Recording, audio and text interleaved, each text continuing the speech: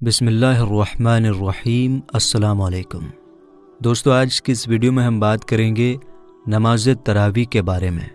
नमाज तरावी को तरावी क्यों कहते हैं, तरावी कब और कैसे शुरू हुई, तरावी की नमाज फ़र्ज़ है, वाजिब है या फिर सुन्नत है, और तरावी में कुरान मजीद कैसे पढ़ना चाहिए। इसी तरह नमाज तरावी के पढ़ने का मकसद क्या है, इसका राज क्या है, क्यों पढ़ी जाती है तरावी, तरावी पढ़ने और पढ़ाने वाले को किन बातों का ध्यान रखना चाहिए, और क्या औरतों को भी तरावी पढ़नी चाहिए। अगर आप इन सारी बातों को जानना चाहते हैं तो इस वीडियो को आखिर तक ज़रूर देखिएगा। दोस्तों, सबसे पहले हम जानेंगे कि नमाज तरावी को तरावी क्यों कहा जाता है। अल्लामा इब्न हजर अस्कलानी अपनी किताब फतहुल बारी बुखारी की शरह में फरमाते हैं कि तरावी ये तरवीहा की जमा है, और तरवीहा का मतलब होता है आराम करना। और हम नमाज तरावी के अंदर हर 2 सलामों के बाद यानी हर 4 रकअत के बाद कुछ देर के लिए बैठते हैं, कुछ देर आराम करते हैं। इसी वजह से इस नमाज को नमाज तरावी यानी आराम वाली नमाज कहा जाता है। दूसरी बात यह है कि तरावी कैसे और कब शुरू हुई। देखिए, नमाज तरावी की शुरुआत सरकार दो आलम सल्लल्लाहु ताला अलैहि वसल्लम के ज़माने से ही हो गई थी। हज़रत आयशा सिद्दीक़ा रदियल्लाहु ताला अन्हा फरमाती हैं, मुस्लिम शरीफ की रिवायत है, आप कहती हैं कि एक मरतबा नबी करीम सल्लल्लाहु ताला अलैहि वसल्लम ने नमाज तरावी मस्जिद में अदा फरमाई। जब आप सल्लल्लाहु ताला अलैहि वसल्लम को लोगों ने नमाज तरावी अदा करते हुए देखा तो लोग आपके साथ जमा हो गए और आपके साथ लोगों ने नमाज अदा की।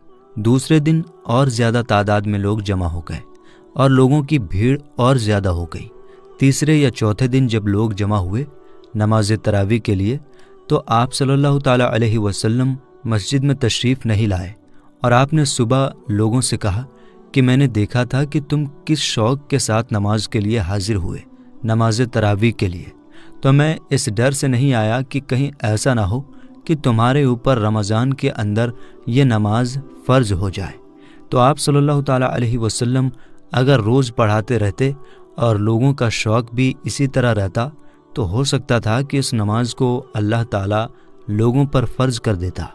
इसलिए सरकार दो आलम सल्लल्लाहु ताला अलैहि वसल्लम तीसरे या चौथे दिन मस्जिद में तशरीफ़ नहीं लाए और आपने ये नमाज नहीं पढ़ाई। तो इससे ये बात साबित हो गई कि तरावी की नमाज फ़र्ज़ और वाजिब नहीं बल्कि ये नमाज सुन्नत है। फिर यही चीज़ हज़रत अबू बकर सिद्दीक़ रदियल्लाहु ताला अन्हो के ज़माने में रही कि सरकार दो आलम सल्लल्लाहु ताला अलैहि वसल्लम के ज़माने में भी और हज़रत अबू बकर सिद्दीक़ रदियल्लाहु ताला अन्हो के ज़माने में नमाज तरावी को अदा किया जाता था, लेकिन जमात के साथ अदा नहीं किया जाता था। अलग अलग लोग अदा करते थे। कुछ लोग इकट्ठा होकर भी अदा कर लेते थे और कुछ लोग अलग अलग भी अदा कर लेते थे, लेकिन कोई बाकायदा जमात का एहतमाम नहीं था।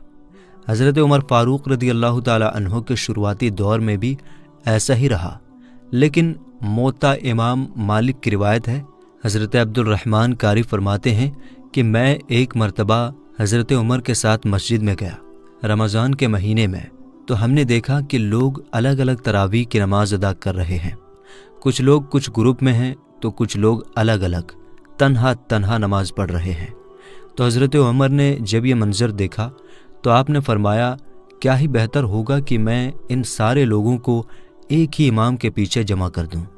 तो फिर हज़रत उमर रदियल्लाहु ताला अन्हो ने हज़रत उबई इब्न काब की इमामत में सारे लोगों को जमा कर दिया और सबको ये हुक्म दे दिया कि सारे लोग आज से उबई इब्न काब के पीछे नमाज पढ़ेंगे। जब दूसरे दिन हज़रत उमर तशरीफ़ ले गए तो आपने फरमाया कि ये कितना अच्छा काम शुरू हो गया। इस तौर पर हज़रत उमर के ज़माने से फिर नमाज तरावी जमात के साथ होने लगी और ये सिलसिला फिर शुरू हो गया, और हज़रत उमर के ज़माने से आज तक इसी तरीके से जमात के साथ ये नमाज अदा की जाती है। कुछ लोगों को ये गलत फहमी हो गई है कि कुरान मजीद को सिर्फ़ एक मरतबा पूरा कर लेना ये नमाज तरावी के अंदर सुन्नत है, और जब पूरा हो गया तो अब तरावी पढ़ने की कोई ज़रूरत नहीं है। हालांकि ये बात समझने की है, जैसा कि सहाबा की आदत रही है उस हिसाब से नमाज तरावी के अंदर 2 चीज़ें सुन्नत हैं। ایک تو یہ کہ قرآن مجید کو مکمل کیا جائے، یہ ایک سنت ہو گئی۔ دوسری